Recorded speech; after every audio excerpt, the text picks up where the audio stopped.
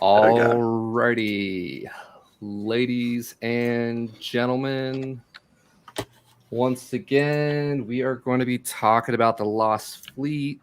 I am thrilled that we get to do it on my channel today.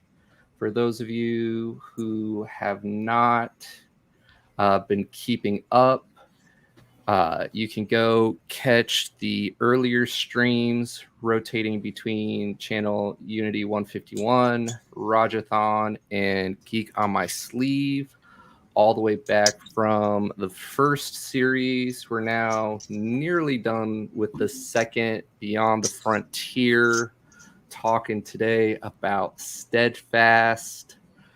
Yeah, it's been a lot of fun. Joe and Ramsey, how you guys doing? I'm doing good, thank you. Great. I was looking for a summary and went to Wikipedia and they didn't have it, so I'm now editing Wikipedia to put the summary in. Nice.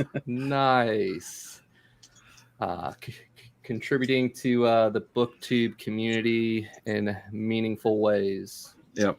So does that mean since you're working on it, you got the summary for us? I can give you what I remember.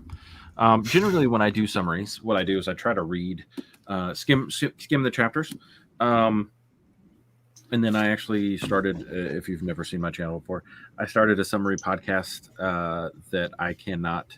I don't have the time to keep up with, but I will eventually get back to it. I still have it up there. There's a couple summaries there if you can watch if you want to. So starting with summary, this book picks off where the last one left. The crew of the Dauntless and Dauntless only, so he's not with the fleet, went to what they call Sol or Old Earth. To the dancers wanted to go to Old Earth. They didn't say why, but they were like, look, let's go to Old Earth. And they're like, all right. So they take one ship, they go over there. This is actually summary of the last book, and they get attacked by some people that were trying to be the protectors of Sol. They defeat them. They go back to their home world, and the people of Sol are trying to show them around all the sites. They hit like Hadrian's Wall. They hit the Great Wall of China, the Stonehenge, places where bombardments have happened, places where AI was allowed to affect the planet. And so then what they did is met all those sites. And then the last night on Earth, they're going to have kind of just a moment to themselves. Geary and Tanya are going to probably have some married people time.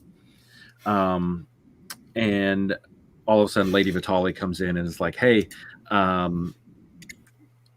they're trying to kill you. You got to get out of here right now. They take him out a back door. Never stops. Yeah. Take him out a back door and like, all right, time to go. Get him on a ship. But because there's a non-aggression in Sol airspace, they will not fire on the people that are chasing them. So they're being chased. Yeah, they have to be shot a couple times, don't they? Yeah, until they can defend themselves. Yeah, they have to be shot. Then they have to have confirmation with a second shot that they're actually shooting at you and not accidentally just shooting. Yeah, it was just an accidental shot. It wasn't at you, I swear. 3 accidental shots in a row. That's all it was. And so they finally make it back to Dauntless after, because the ship that's chasing was a stealth ship, and supposedly the fleet's stealth technology is way better than Old Earth. Because they haven't been at war, so they're 3 generations better, wasn't it, or something? Something like that, yeah. So Dauntless could pick up the ship, but nobody else could. And so they get back to the ship. Then they realize that 2 of the lieutenants are missing. Was it Castries and Yuan? I think. Yeah, a man and a woman. You got a good memory. Everybody had been thinking that they were a couple. So they were kind of like worried that they went off and got married or something. But actually they hated one another. And so they had been drugged and put on the ship. The ship then went to Europa, which we learned in an earlier book was a moon on, is it Saturn or Uranus or Neptune? Saturn, I think it's Saturn. Saturn, okay. Possibly, don't hold me. And so biological warfare had happened on that planet, and everybody died. There's some nanite or whatever that entered your bloodstream, and you were dead within minutes.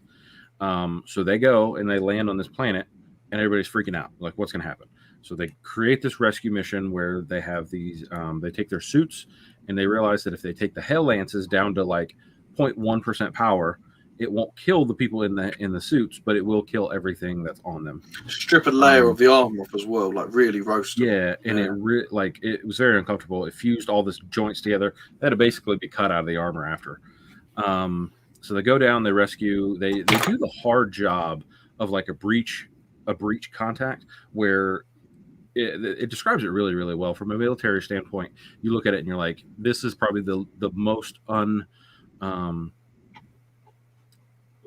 probably a thing soldiers hate the most when they look through, because they've got to go in. They know that when they leave these people are going to die. So either they kill them now or they let them die later. But all they're there to do is they're there to get their people back. And I could imagine it be like you're getting on a ship that's already sinking, and you're coming to get your people back. So you take your people, and you know that the people on the ship are going to die because there's just nothing you can do for them. And you could tell that these soldiers, it was really affecting them. That was one of the things I found interesting about it. I'll get into that later. But so then they got off Europa.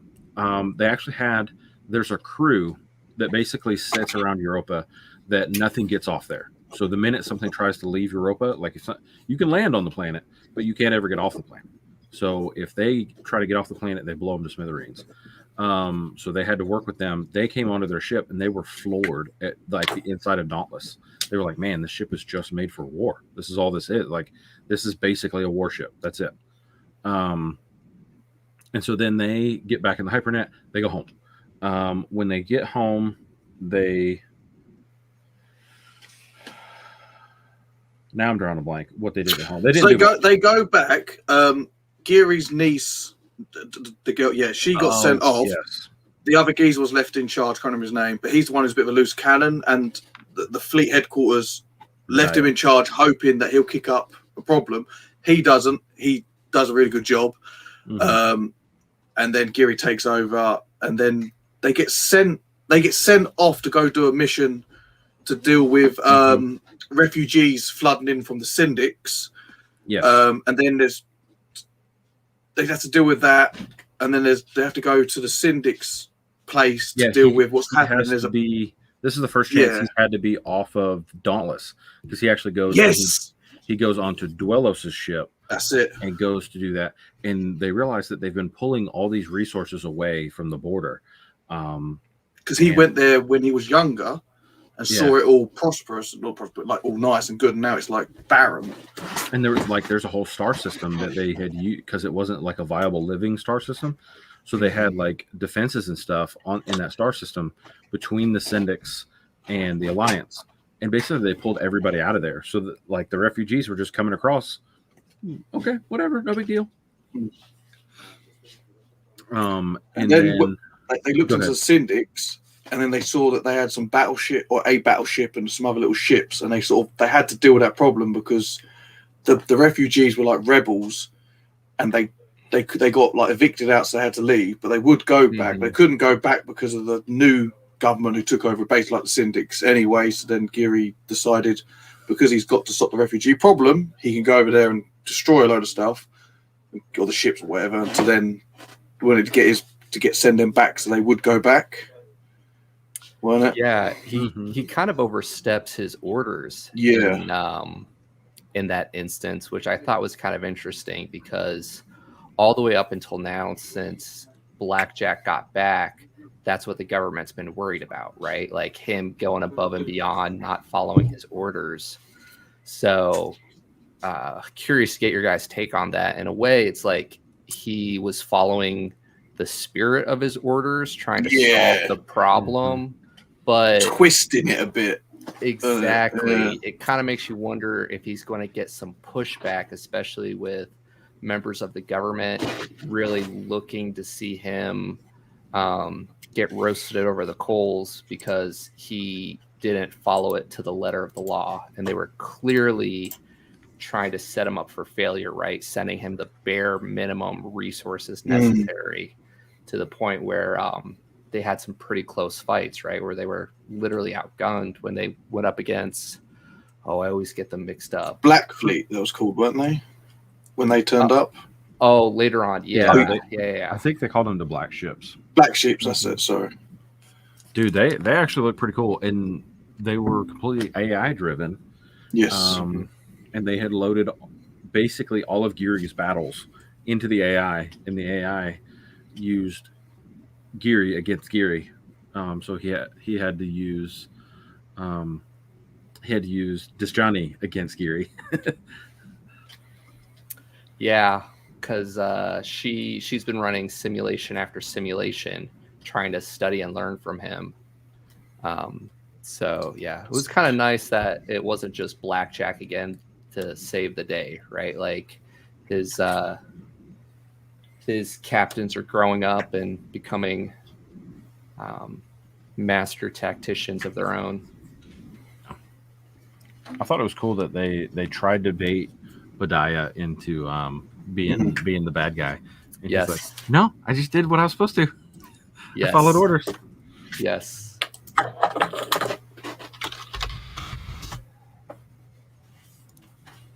cannot spell lieutenant.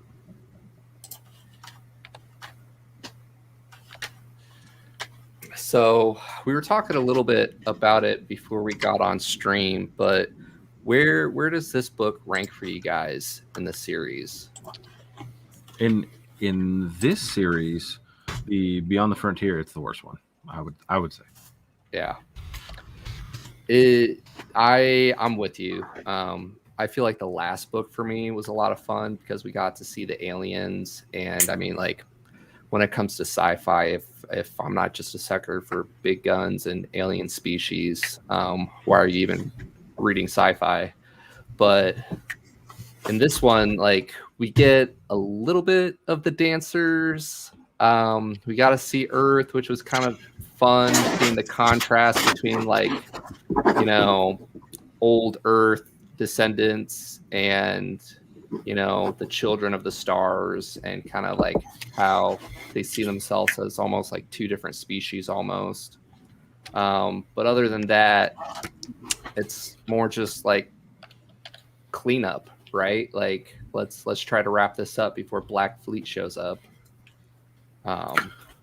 Two things. One, Carlos is coming. He just messaged. He thought it was later. With the dancers, because they just left, didn't they? They just sort of zoomed off because they knew something that obviously we didn't know. And then they realised that the dancers have been sort of talking to them dumbed down. Because it's always sort of like, oh, we can't really communicate. It's really hard. And it's like, right, problem, here's all the information. We got to go. Yeah. Yeah. I thought that was funny where towards the end, when they wanted to be understood, it was crystal clear, right? Yeah. But otherwise, it's kind of like, let's be kind of vague. You guys can read into it and everything. It's like they're testing them. They're seeing how they take this information, what the humans do with it. I think it's more like the idea of letting us fail or succeed on our own. Like, don't hold our hands. They don't ever want to be a crutch for humanity. Yeah, they just want to be an alliance member of humanity, I guess. But they don't want to give us any answers. They just want to let us work it out. They'll take us to the water, but we've got to drink it ourselves. They'll give us warnings, but they won't do anything else. Which I think kind of sticks with what we've learned about them so far, right? Because they're very much like technologically advanced, think like engineers. So like if you just provide parts of the solution, it really doesn't help people out, right? Like, better to poke and nudge them. And we got to see, or at least we think that's what they were doing, when all of a sudden they're like, hey, I'm taking off, and Gary's like, I need at least 12 hours to send an escort, et cetera, and they're going around doing a little tour. We really don't know what they were doing, and then all of a sudden the timing of everything at the end kind of makes you stop and go, well, is this coincidence, or did Big Brother dancers give us a little nudge in this direction to be like, because they wanted, they said, we've got to go now within this time. They were like, all right, we'll wait whatever this little time period is. They left, and then it's like, right, we're going now. You go back, and they knew that the humans would go back a certain way because of where they were located, which then they met the black ships on that travel back. So they did it on purpose, you know what I mean, helping them because they must have. Yeah. What's the other thing? And they said they'd be back too, so yes. It's not like the dancer time is over. They just said basically, all right, we need to get you to this point, and then have you come back through on this point, and then boom. So do you think that because their technology is clearly better, like they had some hints or some inklings about this black fleet, but maybe didn't really know where their new allies kind of stood and everything, what I mean? So it's like, is it better just to point them in the right direction and step away and see like what's all going down? Or I think that's an interesting way to take it. I mean, what was their plan and how did they want to accomplish it? And they chose I'll tell you about it and I'll leave. Good luck. Yeah. The dancers have been in, obviously it was their space first, but then the humans took it because they found buildings, didn't they? And the humans didn't know what they were. They were so advanced and so well disguised, or so odd to not look like buildings. They looked like just random sort of, I don't know, was it rocks or what? What were the substances? I think it was rock formations. Yeah. They just thought it was part of the terrain. Yeah, it was and so they boring. wanted to see if the planet was still occupied because they wanted to know that it was not being wasted. Not that's my word, but you know what I mean. They wanted to make sure it was still being used. They don't care who was there or something, weren't it? They wanted to make sure it was still, being used. The planet. Yeah, and it gives us a little bit of kind of like the bigger picture because it pretty much implied that the dancers got there before humanity did, right? And even though like we're out in space and everything, we get a little bit of that perspective like in the beginning when we're talking on Earth and they're like, oh my goodness, like you're talking about measuring, stuff in a millennium, and out there on the fringes of space, they're talking like a couple hundred years or whatever for populations on planets. I wonder why the dancers they didn't say why they left. It'd be interesting why they gave up and left that place. I wonder if there's about more. The planet that they went to visit. Yeah, the planet that they dancers did have a settlement on because they wanted to see if either the dancers were there or someone else was there. I wonder if something greater has happened, and you might find out. Yeah, because they're already so far into quote unquote human space. Yeah. But if I remember right, I think the dancers kind of implied that they expected more of a settlement. So maybe it was like part of the settlement passed away there or whatever, and maybe the other part moved on. Which, who knows, like where else they could be in space, expanding their web, right? Because the dancers are spiders, basically, aren't they? Yeah, spider wolf people. Like, I looked in the comic, like they do look like spider wolves. It's like they've got a wolf head with a thing on it. I forgot that they had a comic. I haven't read it yet. Didn't you, Joe? Yeah, I haven't read it yet because I want to finish this because it takes place at the same time. So I know a few things that happen in it. I sort of glanced at it, but I don't want to obviously go into it. I think we really timed this series well because for me it's a reread, And I remember getting to, I think the next book is the last one in the second series, but I was in Barnes and Nobles yesterday and I saw that there's a whole new Blackjack series. Yeah, he's just released a new one just last month, I think. Yeah, which is pretty exciting that he's picking it back up. I've read a couple of his other series, but I'm glad he's finally working his way back and continuing the story. I've had my original, like, Should You Read the Lost Fleet, has gotten a lot of hits lately, so people are definitely interested in the series. My Lost Fleet do really well out of all of them. Hey! Oh no, he's gone. He's back. We saw his back. There he is. Hey guys. See you, Carlos. Hello. What is going on? You haven't missed much. We mostly just talked about we did a team summary.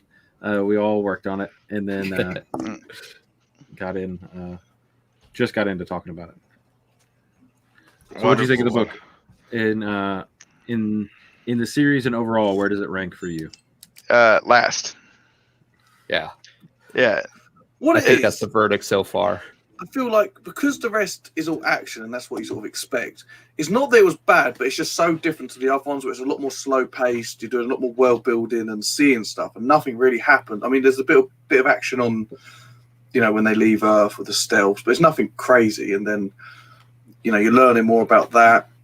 And then there's the Europa planet, and then the big ships, space battles, which is what we watch it for, kicks off at the end. So it takes the whole book until something big happens, but that's what we've been used to all the time, of big stuff. Mm-hmm. So, it's not this bad, it's just lacking. Yeah, no, that's an excellent way to put it. I don't think it's a bad book by any means. It's just that to me, it was like a middle book syndrome. If this was like a trilogy instead of a 5, we've just kind of been spoiled with especially book 2 and 3 were so good. Yeah. And then this book was like the lull in the middle. That's like, hey, all I'm trying to do is have us be in the right places of things for this really kick butt expected ending of the 5 books, and so that's the way I took it, is like it was just like setting all the pieces, and so we didn't really get to enjoy much of a payoff, and they tried to put a little bit of zazz at the end just to finish off that particular story, but to me it was forgettable. He definitely did a good job with the zazz bringing it back, though, right? Like as you're kind of like lulling along to where it's like, okay, backstory, et cetera, and then all of a sudden, like, what's this? Enemies we can't see? Exactly. To me, it was more like this whole point was to set up for the 5th book, and so I have to then sink a hook in at the end, so that way you don't DNF the series. Mm-hmm. Yeah, you got to show what's coming. Now we know Admiral Block, or what his name is. We don't know where he is. There's that Unity. No, second. What's that other planet? Star system where it was sort of like a running joke because they thought everything was at this other star system. But then you know what I'm talking about. And then, but now they think it is a real place, and this is where these ships were made, and that's where Block is. New Unity, maybe. That's something like that. Yeah. To me, the part that gave the texture for the book, where it wasn't like a complete waste, is like there was we knew that there was something going on with the Alliance, right? Yeah. Mm-hmm. From day one, we knew it was going on, and so this was kind of like the payoff books to those. But since to me it was so late and so expected, the payoff didn't hit. Yeah. I mean, we only talk about AIs about every book, right? And then like at the very beginning of this one, get to see what happened on Earth. So yeah, surprise. Right. Yeah, here they are. Do you find this was I found it very heavy on like how everyone hates the government and how bad the government is and how they're all corrupt with each other, and I find it every book they lay it on that everyone loves Blackjack can do all this, he hates being Blackjack, he hates all that, the government are terrible, no one trusts the government. But this book felt to me that they're just constantly hitting you with that. I don't know. I just found it just like, okay, yep, I understand we don't like the government, everyone don't like the government, they're dodgy, You know, don't know. I could see that, especially with just like how much time we spent on Earth, right? Yeah. And talking about how the government there is running things. Yeah. Yeah, I took that. To me, that was very natural from the character's perspective, because we don't have a point of view from the government, from the alliance side. That's like on the, like, we're doing shady stuff on the other side of things. Everybody that we're getting the perspective from is like literally hero come back from the dead, and then proceeds to then completely against the odds save our butts over and over again. And the whole time we're traveling around and we're seeing all these different perspectives on how empires or governments are ran or what they're doing. And then going to my own military experience, it's not uncommon for you to be like, yes, I care about my brothers, I care about the mission, but somebody, obscure green big entity, is putting us in this situation that is not good. You know what I mean? The bean counters way away from the situation, telling you how to solve it, or the politician, right? Type of thing.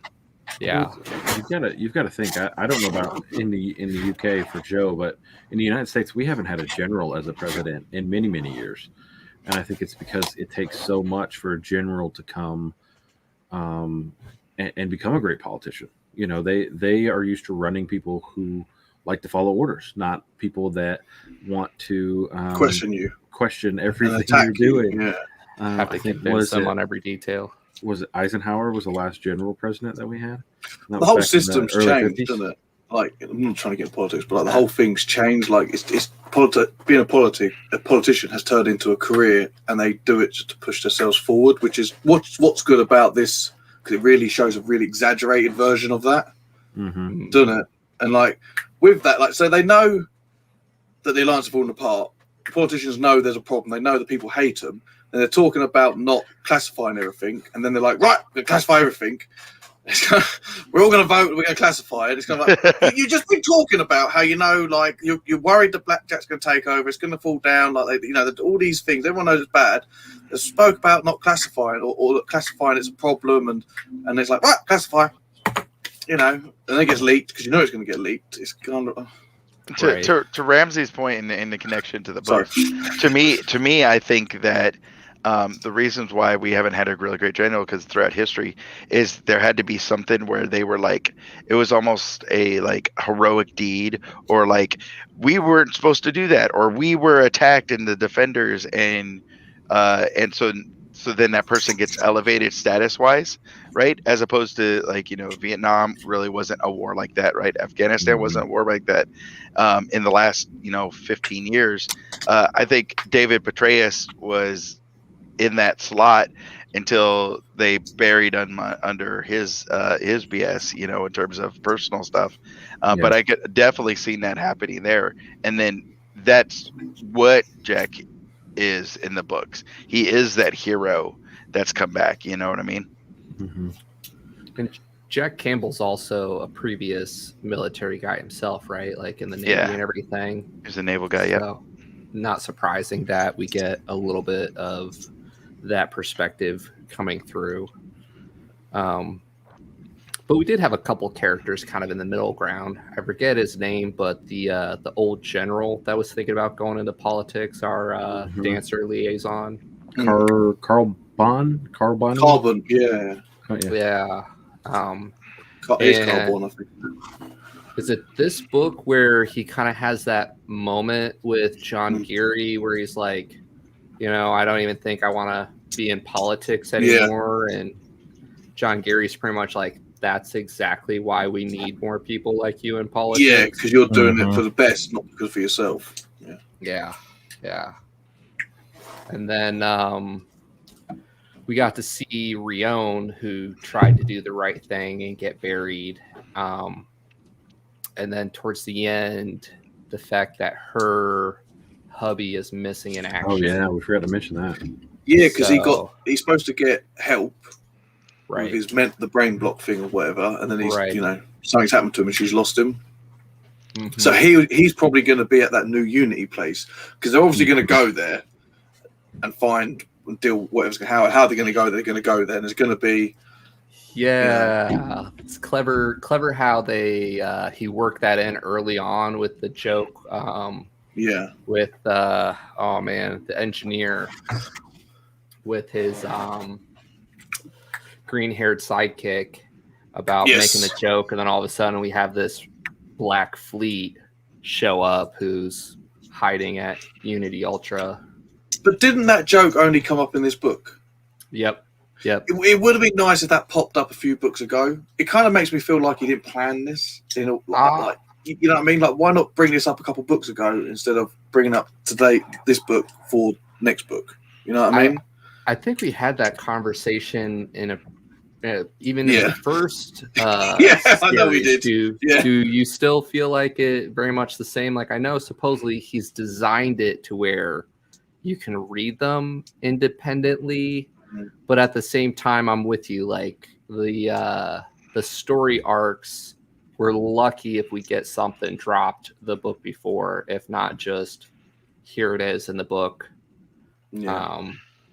Which can be nice, but sorry, go ahead, Joe. But he planned stuff like the talking about the Europa planet. They spoke about that in the last series. I think they spoke a bit about Earth. I think, or they spoke about Europe. They did something like that. So some stuff he has forward hinted, whether it was just make something up interesting and maybe come back to it later.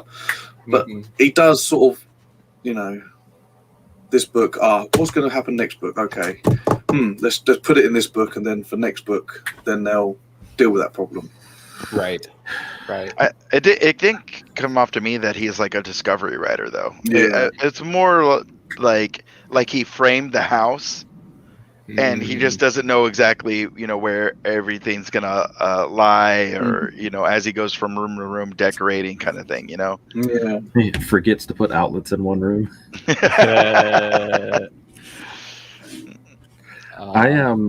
Because after this next book coming up, I already have it on Kindle. Inevitable, I think. We go back to inside the Syndic space with Lost Stars, right? So yes. Because that's the prequel one, isn't it? Kind of. I think it starts up and overlaps with the second series. We just get it from Midway's perspective. Right. And it's been a couple of years, but I think I did the first 3 in this series, and I believe they're up to, is it 5 in it now? Yeah, and I think they mentioned 4. They mentioned that they work heavily with somebody from the Alliance. So I'm kind of thinking that's Michael Geary, but I'm not sure. Well, the White girl got left there, didn't she? Yeah, White she Witch left there. got left. Yeah, she was there too. But yeah, just going from memory, no spoilers, but we get to see more of the general and the ground combat, which I know in previous books we've talked about wishing to see more of the Marine action. Like, we got to see a little bit in this book. Yeah, it was more of a breach and clear, but it wasn't a whole lot of. I think the one that had the best military action was the one where they got all the prisoners off of that prison planet. Space Cows, all the kicks, the asteroid. No, yeah, that one. Oh, the Syndic space one. Yeah, where they were trying to set up the trap, where they have like the planet destroying. Planet shotgun, wasn't it? Or something? Yeah. That was pretty cool. Yeah, the series overall has just had so many like bangers of like moments, and written so where you're easy to come in, you're easy to understand. You don't get walloped over the head with the science fiction or the you don't have to learn a lot. Right. And then there's not like some theological message that has me in a corner rocking back and forth for 3 hours trying to be like, well, how does this affect my life? You know what I mean? And this one, it just, the things that make the series great didn't hit as hard, and so it just kind of gets like, Oh yeah, that was that one book that got us to this, ending. Yep. That's hopefully fantastic. Yep. Very forgivable. Yeah, if you go back and do a reread, it's probably one that you could skip. Maybe catch the end of it, where you get the black ships. And the the stuff with the upgrades, right? That pretty much blocked out their sensors and whatnot. I felt something coming with that too, when it was like, oh, these software updates completely knocked out my ship, and then these software upgrades, I'm seeing a bunch of ships that I can't see. Right. I did like the twist on the combat where he was like, what would I have to do what I wouldn't do.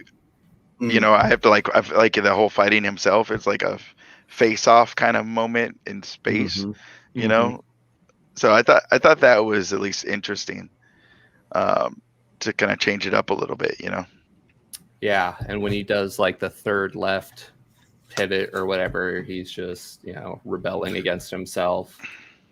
Yeah, because he usually it goes up and right and hits or something like that. So he had to do a different hit and then hit again and then hit a third time. And he's like, I shouldn't be doing this. Like, I'm not. It's like, I know, but that's why you should do it.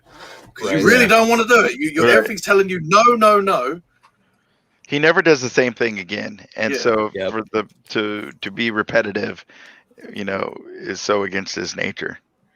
But, they were, they're so programmed against him, Could you imagine if somebody had mapped out everything you had done for a year and then deliberately was trying to get you with your thought processes, how difficult that would be to overcome your personal thought processes of something that would think the way you thought. Well, that's it. With you not even knowing your own tendencies as well as they do. Because you'll be like, right, so I shouldn't do this, but then they would know that I wouldn't do this because they're me. So you're like, oh, what do I do? Do I not do this? Or should I, you second question yourself because you presume that they're going to think, right, he's going to try and second guess, you know what I mean, sort of thing. You just wouldn't know what to do, really. And no pressure. It's not like there's all these lives on the line. Screw up. Yeah. It's just the universe at stake. Don't worry. Mm-hmm. Yeah. I feel like I'd be like, am I supposed to do nothing then? Yeah. Right. But then they would know I'll do nothing because that's me. I should just go for it. But there's especially if it keeps learning too, right? Yes. Like maybe you can trick it in the beginning, but then what? Mm-hmm. Yep. I do feel like it's a decent message too. We're nowhere near as far at technology wise, but even in our lifetimes, we've seen more and more get turned over to technology to kind of run the show. And just the message about as flawed and as much as humans screw up, at least there's that sense of loyalty. And I believe it was Carlos talking about, military life, the loyalty to your brothers and, the people around you, and responsibility. Versus just, zeros and ones. How do we win? Humans have that innate sense of morality that, that's the thing that we're afraid of with AI, that how do we, we can probably figure out something intelligent. We can probably create something with intelligence, but how do we create something with empathy? How do we create something with personality, humanity? Could you imagine an AI getting offended and killing people because of sarcasm? Things that we would understand. Oh, this guy's just joking. They would go, oh, well, we must destroy enemy. And you give something emotions, and then you got to teach them to control their emotions. Yeah, that stuff is crazy because it seems like we're on the precipice of those type of things. I think Elon Musk had a quote a few years ago about that he was like, us going the route of AI is just bad. There's so many more things that go bad versus go well. Yeah. That we shouldn't even touch it. And then and then more recently, he started developing like robots and AI type stuff, and they were asking him about it, and he was like, it got to the point where that pathway seemed inevitable, like humans were going to go that way, and so he's basically, I was like, I'm going to go that way too, to hopefully try to make Do a it good job. go to the better path, right? And there's robots out there already that are recognizing emotional cues and chemistry and facial expressions and trying to convey empathy or sadness or joy back to us. There's companies already working on that.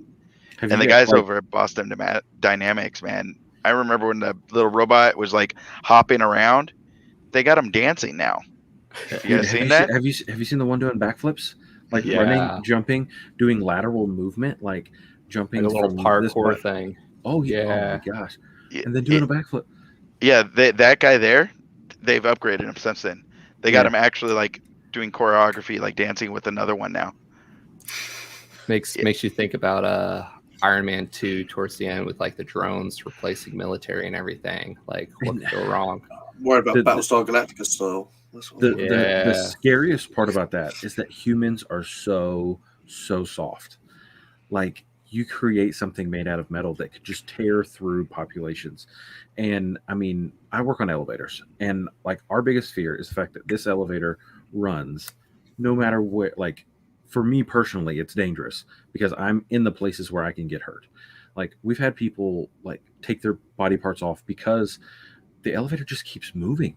Yeah, you're not stopping even worse. Like metal to human flesh is just never will we win in that scenario. And like living hot dogs, right? Just we're really fragile creatures. we really are. We are so soft. And to think of something that is faster, stronger, made of a material that we could never be made of, and no compassion. We can't even wear the armor that it's naturally that we're making them. We're making them be it, and we can't even have that protection ourselves because we couldn't have that weight because we're too weak. Yeah, you know. Yeah, they're working on those too with the exosuits. Yes, where they'll sit them on frames and stuff like that to give us assistance, but it's never. No. I mean, it's not a comparison, you know. And that's why I love sci-fi. Is because they get to explore the social ramifications of that. Like, they have AI now. So I work in sales and marketing, and they have AI now that could build websites. So like I could go in there and say what our product is, like a small little write-up, and what our company is from it, and then it will scour the web, take stuff that's already out there about us, rewrite a web page, and put it together, and it'll be different text and things like that. It won't be just like grabbing copy and paste. Yeah, it's not copy and paste. It's like somebody else thought about it. Like it's going to come after white collar jobs, and so it's like, what does the future of that look like if all that's left is, the laborious jobs could be handled by robots and AI. The white collar jobs can be done by robots and AI. Even the government, they're trying to run out. Ideally, they should be running off data and not, lobbyist and belief systems, necessarily, right? There's not really, there could be a point where there could be like a council of like data sets.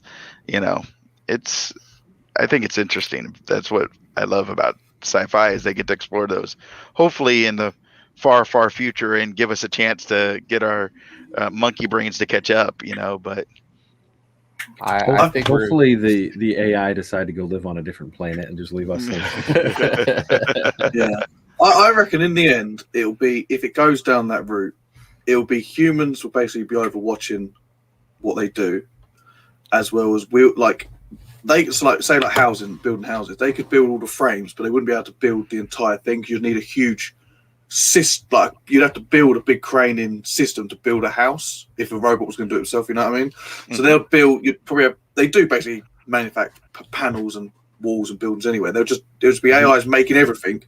They'll load up, and then a few people will just put it all together, which they do that in some countries anyway. I think. Have you seen the 3D printed houses? I was about to say Yeah. that you just need a different type of housing construction. Yeah. Yeah, but it depends on what if everyone was going to do it, but not everyone. Some people want a brick house, some people want a timber house, some want, it depends on what, and the land. It's not everywhere can, if it's a fresh new site, that's different. But if you're building a house stuck in between other houses, you wouldn't be able to build an entire 3D printing building to then print in it around on this plot. You know what I mean? Maybe they could do that. There's a type of building construction in skyscrapers where they actually raise the whole thing, and so depending on the height, so like you basically build a level and then it goes up, and then they build the next level and it goes up. We've been doing that since the 60s. We went and visited Austin, and they did every apartment. There was an apartment complex where they built every apartment, furnished it, and flew it in with a crane, and then they just bolted it together. That's what I mean. It'll be built, and then someone will just have to bolt it together. So you'll have a couple guys who just put the few finishing touching bolts in. Yeah. That's what I meant. On the thing is, like, right now it's inefficient to have highly complex items being done by robots just because they break down, they need maintenance, right? Sure. Those kinds of things, and so it's not worth the downtime, to have it move from A to B and stuff like that. And so there should be always a role for humans, of course, but it's like we've already seen what's happened to economies when in the United States when they increased the amount of money that you would get for not working during this whole COVID time. And it's and so there's a labor shortage in one portion of that, and so the whole economic system's kind of figuring out, like, all right, how do we do that? Do we just pay them more? Do we replace this to make it more encouraging? How does this all shake out? And I think if we get to a place where work is very limited for us and we're just observers, right? Or like that's literally billions of people that need supporting. Most of our lives, a lot of people find their meaning in their work. Right. You ask somebody what they do or who they are, even in the YouTube community, right? Oh, I'm a YouTuber, or a side hustle, or I'm a booktuber, right? We find labels within the creative spaces that we're in. And it's like, okay, so is that just what's left for us? We'll probably just end up getting a lot of that through the virtual world, right? Virtual reality, as more and more automation and AI technology takes over those type of jobs. We'll just be finding our purpose, building our Minecraft houses instead. And we'll build houses somewhere else. Living in our Verdi and Gate Onlines. Yes, please. Yes, please. I just finished book 2. It's so good. Oh, nice. Yes. What series is that? It's a lit RPG called Verdi and Gate Online. Okay, I've got that on my TBR. Yeah. Good. Yeah. After coming out of book 4 of this, where it was like there's not a whole lot of stuff happen, that was it just made it. The comparison was too close together. So because in that series, not to get on a tangent too far on that, I've read other lit RPGs. A lot of them, you wake up in a game and you just do game stuff, right? And this was one of the first ones that there was a compelling story reason why the actions of the characters were being taken place, and then once they were in place, it then made sense on what plot triggers were pushing the narrative forward, and he was doing it with likable, interesting characters. And I was like, you can't ask for much better in a book. If it got rid of all the lit RPG stuff, it would still be a great book and series so far. Well said. And we're I want to say we're on Geek Out number 5 or book 5 for that series on this channel. And even though they're shorter, like you said, compared to Steadfast, just like so much happens in each one of those books. Yeah, a lot of fun. Virtual reality. Steadfast cover was good this time. Oh my god! Yeah.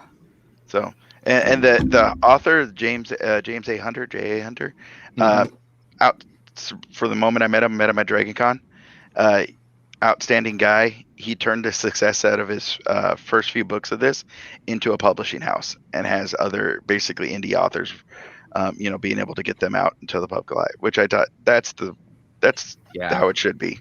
So he's kudos. amazing with the collabs too, because he also brings them into Viridian Gate Online series to where they do spin-offs for each of the main characters, which is fun. Oh. So yeah. So to tie it back, because I don't want to get us away, I am super excited for book 5 of this. I think it's Leviathan, right? Yeah. Yeah. Leviathan. Yeah. Yeah. So Leviathan, I'm super looking forward to. I hope it's something big with a name like that, right? and I think the best part is my chair's broken. And yeah, I knew that was it. I really went. That'd be on like Twitch fails, right? If it, what I'm hoping for is that the dancers, because everything is about patterns and systems, and they had basically warned them prior that they really know what's up, and something really cool is going to happen with them. What's the blurb? Do you know anyone know the blurb of the next one? I could grab it. I got pants on. It's not just a top here. It'd be interesting how it ends. I'm gonna preview it here, so that way we make sure we don't. Yeah. Well, I don't care. Spoil it away. Okay. So two Syndicate World star systems have fallen prey to a mysterious fleet of warships. A fleet controlled entirely by AI that is now targeting Alliance base. The warships are no mystery to Geary. They were developed by his government to ensure security, but malfunctioned. If the Syndics learn the truth, the War of the Alliance will resume with a vengeance. As the government attempts to conceal the existence of the AI warships and its role in their creation, Geary pursues them, treading a fine line between mutiny and obedience. But it soon becomes clear that his fleet is no match for their firepower of the machine-piloted armada. With the help of the dancer species of aliens, Geary has tracked the AI ships to their secret base in a supposedly mythical Unity alternate star system, where his fleet, the last hope of the Alliance future, will end the conflict at any cost. That was Monsters and Critics. I reckon. I think best. Yes, obviously, I had a funny feeling that they might go. That was quite cool. I reckon. Yeah, I had a funny feeling they was going to go back. Covers have gotten way better. Yeah, because they've been talking about like secrets, not holding secrets from everyone. They're either going to spill the beans, and the Alliance pops, or they don't spill the beans, they cover it up. Because if they've been banging on the Alliances on the fence of imploding, if the people knew that the politicians all voted to spend all their money on this warship that's going around killing everyone, like it would collapse. Like they wouldn't. You know what I mean? There'd be riots everywhere, going mad, wouldn't they? If you knew your government made, some more war fleets, they cut the cost. No more war fleets. War's over, and they made a secret one, and and they killed everyone. You people would go mad, wouldn't they? You think anyway. So, do we reckon it's going to collapse, or they're going to somehow save it? I don't think the Alliance makes it through. There's just too much corruption, too much secrecy, too many lies. Like even some of the senators that were with Geary on the way back talked about it, where they said, that's just what we do. We lie about everything. Yeah. If we didn't lie about everything, they wouldn't expect us, if we They weren't don't lying, expect you to tell the truth. Yeah, they'd expect us to be lying about not lying. Yeah, it'd be interesting. I like the idea of it popping. I don't think it makes it through. Yeah. At least not anything like it previously resembled. Because we already have the different kind of, not really the Alliance, but like the quote independent star systems that joined with the Alliance, already trying to spin off and be like, we've taken enough of our money. There's no war now. We need to spend this on other things. And like you said, to all of a sudden find out that they still spent a bunch of money on these other ships. Yeah, and when they find out that the Kalish Republic and the other lot were fighting these ships, and they're losing their own people, being killed by their own ships in the Alliance, which they funded part of. Yeah, I'd go tits up, big time. Let's go. I want it to. Makes a good story, because it would be nice. Watch it burn. It's what you think? Tragedy. There's them other humans who are the other side of Sol, who are all fancy dancy. They're going to come back, but there's no way they can come back and fight the Alliance as the power it is. The Alliance is too big, you know what I mean? So if the Alliance crumbles, breaks down, then what's left of the Alliance, Geary would have to take them smaller ships, smaller fleet to deal with these other humans who want to come back for vengeance. That's kind of what I'm thinking. Because they're so big, they're so powerful. With Geary, he's just, he smashes everyone. The Syndics could do what they want. He'll smash them. Mm-hmm. They're so big now. Well, the problem that he's having is his ships aren't able to being fixed. Yeah. They're starting to fall apart. And these ships are brand new. They've got more weapons. They maneuver faster. And his ships are falling apart. Yeah. He may have more of them. But I wouldn't be surprised if we lose a bunch of characters. Yeah, I think it's going to be a big, good ending. I have destruction. I want good. These guys. These characters. I love these characters. They're really cool. But some of these need to die. Just because it's quiet. This means something now. Like if they all get through here by the skin of their teeth and no one dies, it's like wow, that was not really that scary. Your ships were failing 5 books ago, and now it's like, well, we can beat these super advanced, better ships. The only character that we lost in the first series that really, really mattered was that sea lady, Cressida. And so Doulos, if he decides to not come back from his, talking to his wife, yes, and then Tulev, he doesn't care. He doesn't have a planet anymore. Badiah, he would easily sacrifice himself. So Tulev might die if he's got no one going for him. They might. Is the new series have Geary in it? I believe it does. So. Yeah. So we've kind of been spoiled that he's. It's not going to be him at least. Oh, because we're not reading along. The main one. Yeah, that does stink. Like when you look at I'm halfway through the Dresden files, and that these books keep going. So Harry's obviously not going to die in this book. Yeah, it takes away when you have a whole cast and you have more different point of views. Anyone could die, but if it's based on one guy and you're always following him, there's no danger to him. What book are you on with the Dresden Files, Ramsey? If you don't mind me. I just finished the one.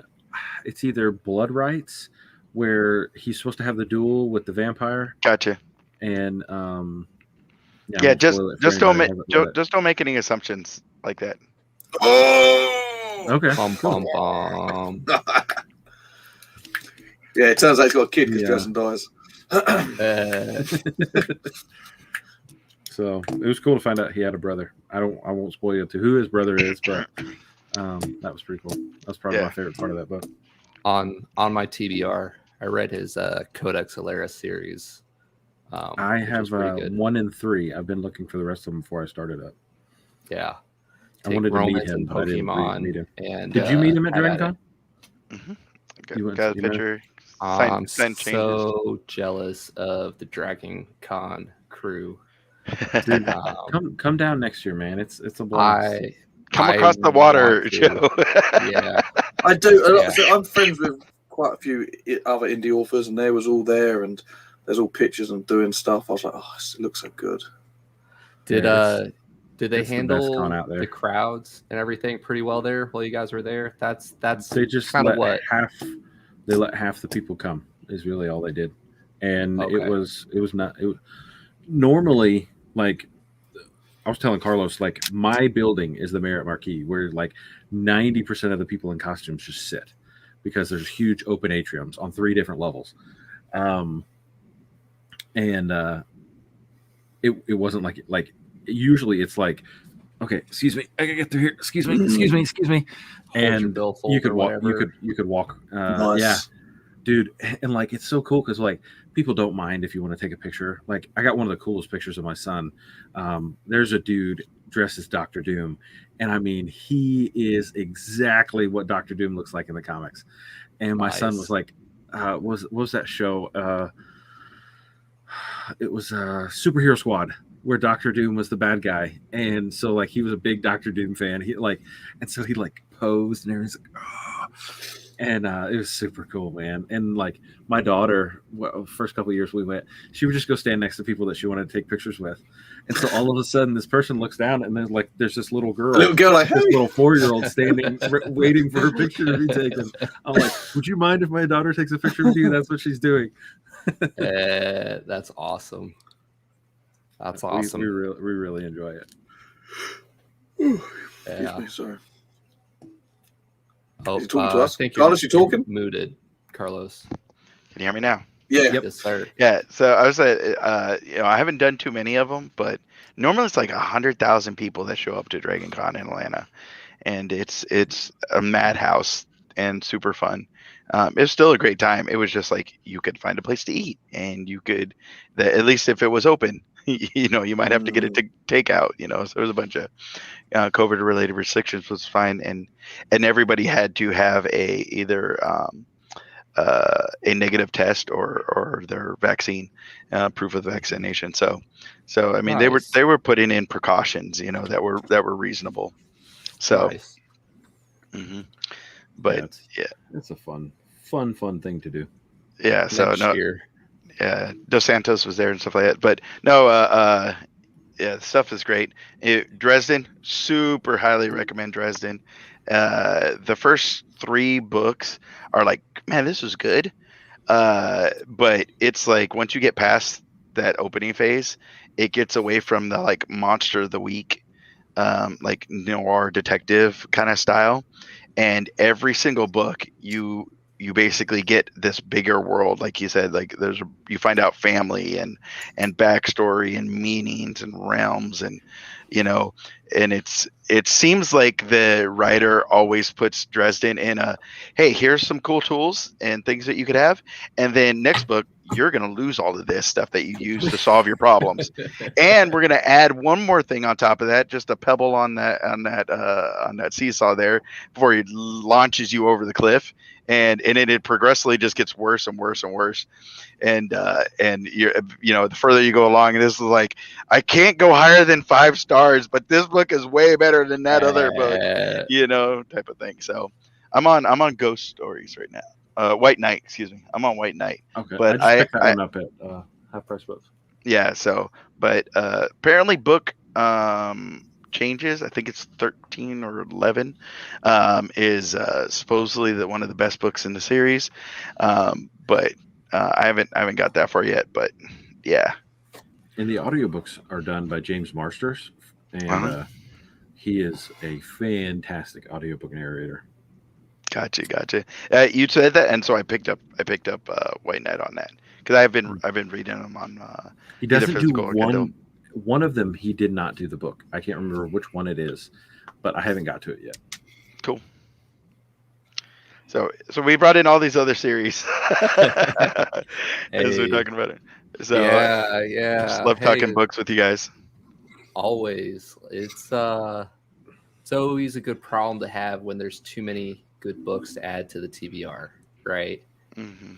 More excuses for us to get together. I had a hard time before book 2, like before I knew this existed, and I would go to the bookstore and go, man, what am I going to read? Because I didn't have a lot of friends who were big book readers, and so I'd talk with my mom and my dad, and I would get suggestions from them, or I'd go look, and you can read the back of a book and you kind of get an idea of what, okay, this sounds kind of cool. But I picked up 2 or 3 books that I just did not care for. And, look, the cover looked cool. I read the back. I thought it sounded all right. But man, book 2 has just put so many things on my radar, because I've read books with these people and we kind of like the same things. Right. And then you're like, oh, well, okay, this is something that they like. Maybe I'll like it too. And then your TBR gets bigger and bigger and bigger and bigger. Like, I remember at one point going to Barnes & Noble going, I just want to read something good. Like, come on, man. Mm-hmm. but I didn't know what to pick up. It's And then definitely you're true. collecting bookshelves like Carlos there, just that way you have more space for all the books you pick up. 100%. Oh, Yeah. I've got to do a whole remodel. You see all the Dude, you have more. You have. I think you have more books than me. They're just they're on stacks on stacks on stacks. Yeah. So, which is great, man. To each their own. You know, I got lucky to have a space like this. The yeah, that I feel you on that experience. I was like, I remember reading like Scourge of God. I think it was like Sterling or whatnot. And I was like, man, everything's supposed to be like hitting me this, and I was like, I just did not enjoy it. And and then you come in into this booktube community and you're like, oh, what is this Wheel of Time?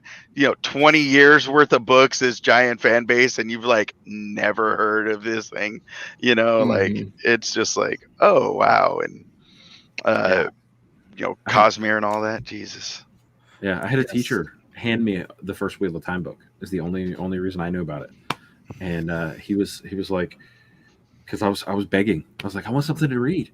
And he handed me The Magic of Recluse and Wheel of Time. He said, come back. And I was back in like a month. He's like, are you kidding me? Nice. Gotcha. One of the best teacher, huh? No, he was really good. I liked him a lot. Yeah, it's always nice to have a good male teacher, especially for guys. Like I feel like we can connect with male teachers better because they teach the way that we learn. Yeah. And so it was always really great to have a good male teacher. I feel spoiled when it comes to the book stuff because my English teacher in high school, she was a lady that came from a proper upbringing, and she would tell us stories about how she would have to go and basically she stole books out of the library because of a lady of her stature was not shouldn't be reading books like this. And it was like Hawthorne, and like what we just consider the classics, now that everybody can read. And I'm just like, it's crazy how culture changes over time, Very true. Very true. All right, guys. Good times, gents. So many more amazing books to read. Who's hosting the next one? You want to give the last one to Carlos? Let him start it off. Oh yeah. Oh, you guys gonna force me? All right. Yeah. We've been waiting.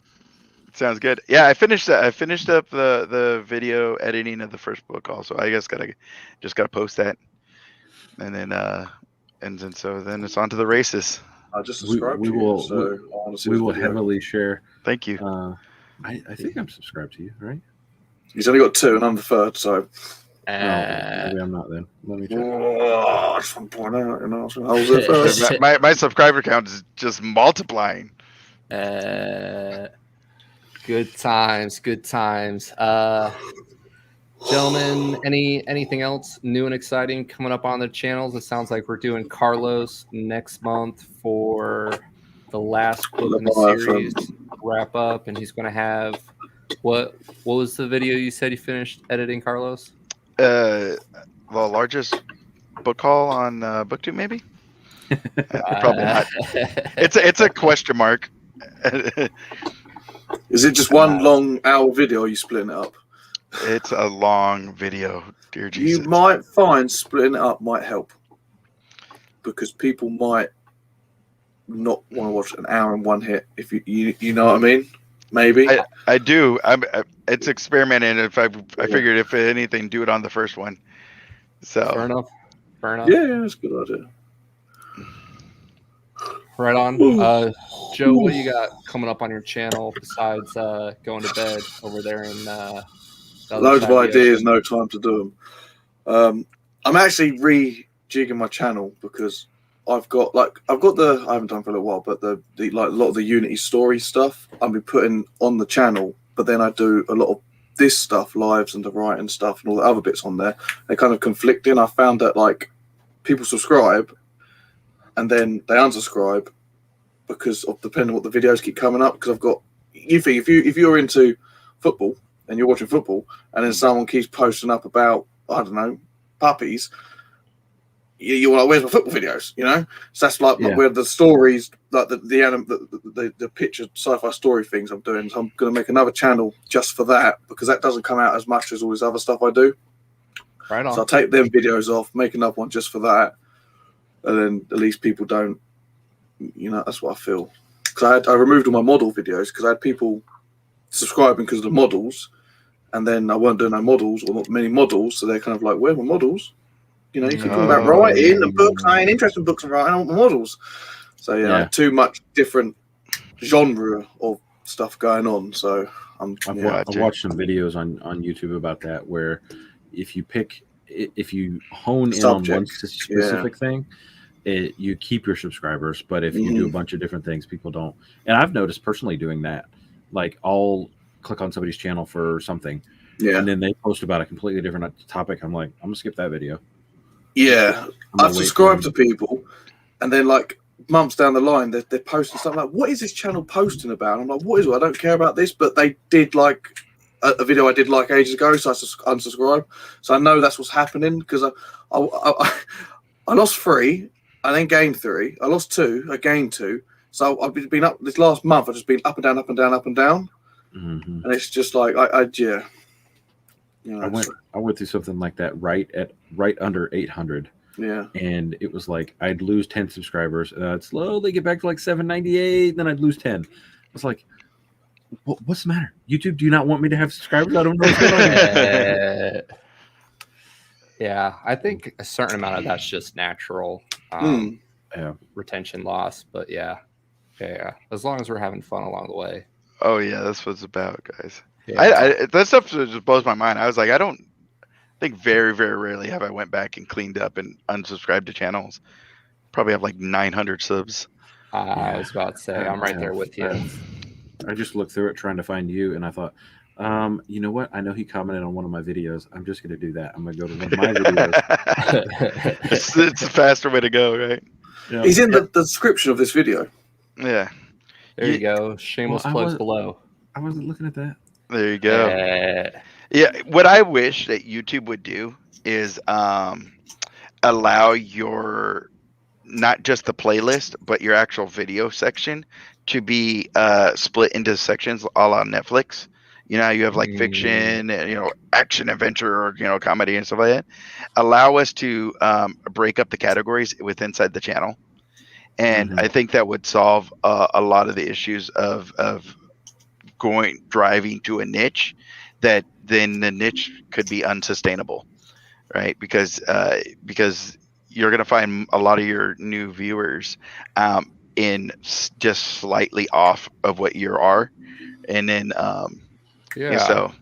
so I wish they go along those that route, but pretty much just like tag them in different categories or subjects to where you can like opt in and out. Like, hey, I like this guy, but I'm not as interested in his football videos.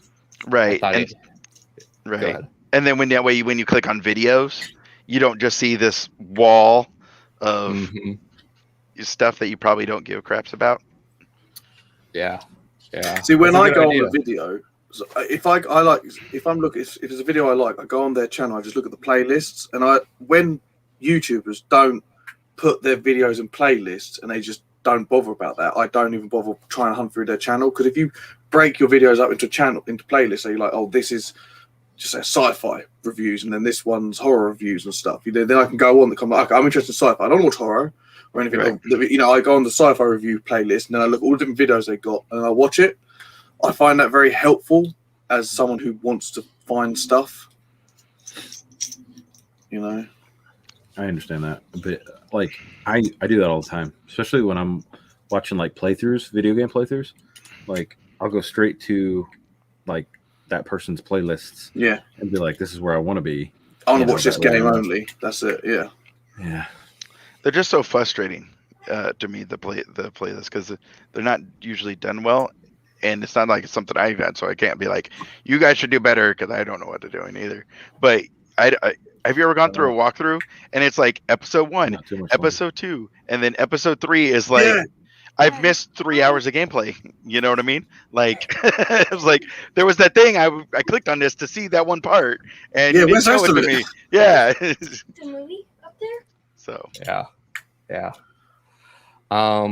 Right on. Well, I believe we're on Ramsey to hear what he has going on coming up on his channel. Let him. I have almost no plans. We're doing the Jurassic Park read-along with Danny from Spinelli Speaks channel. I am the Discord host for that. Man, that book is amazing. If you want to start, you have till September 18th. Please don't do that. Sorry, the sun's right there. Dude, I blew right past the stopping point. The book is fantastic. And it ties a lot of the stuff in from the movie, and then doing the self-published science fiction competition. I've got a video on all the books that I'm reading. So far, I'm 3 to 4 books in, and some of them are very, very good. You have to stay out of frame. But that is kind of what I'm working on. We're judging this competition. Got to interact with Hugh Howey, author of the Wool and Dust series, and then Duncan Swan, who wrote Monster, which is also a very good book. His next book's coming out soon. So they were 2 self-published guys who got published, and they wanted to help other self-published authors in the science fiction genre, because Mark Lawrence does one for the fantasy genre. And so it's just been a really cool process. It's kind of a lot of what I'm doing lately. I had a couple Robin Hobb's Realm of the Elderling series. I put that on hold for just a little while so that I can work on this a little bit more. But yeah, if you're interested in that video, you can probably find it on my channel. But it's my reading list for the self-published science fiction competition. I kind of break all that down. He also has work. And I have work. Yes. Rob is an elevator technician. Mechanic. He's very. Yeah. How do we get one of those little You know what it is? He knows he can't get told off because it's live. As soon as it goes off live, he's gonna run so fast.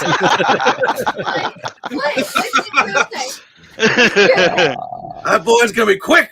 Yeah. Good times. Good times.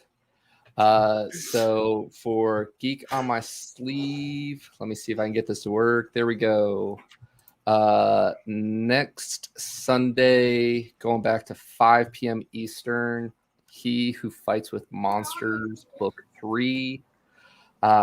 This was originally on Royal Road and was kind of like a web series, I believe is what they call, where it's like a chapter a week came out.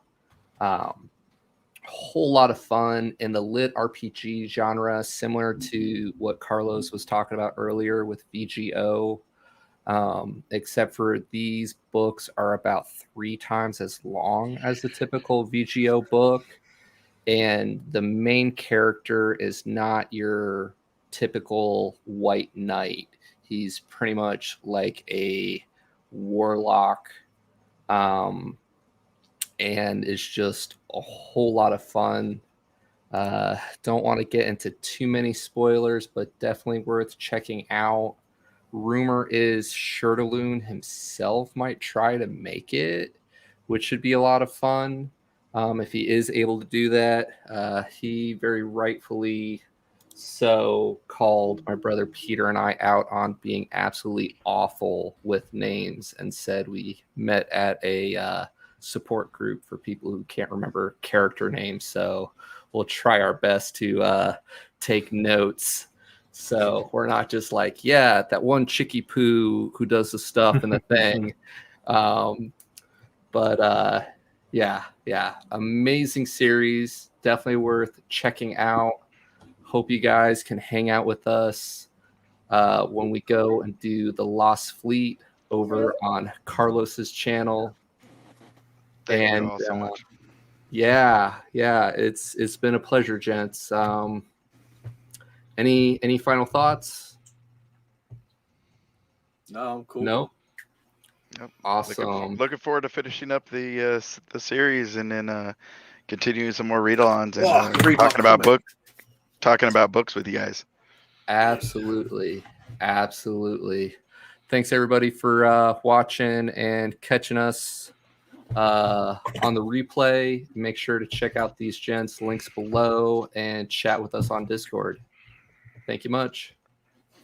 Bye. Right, we gotta do it like this, right, Ramsey? Run, Ramsey Jr. Run! Run! Run, boy! Run!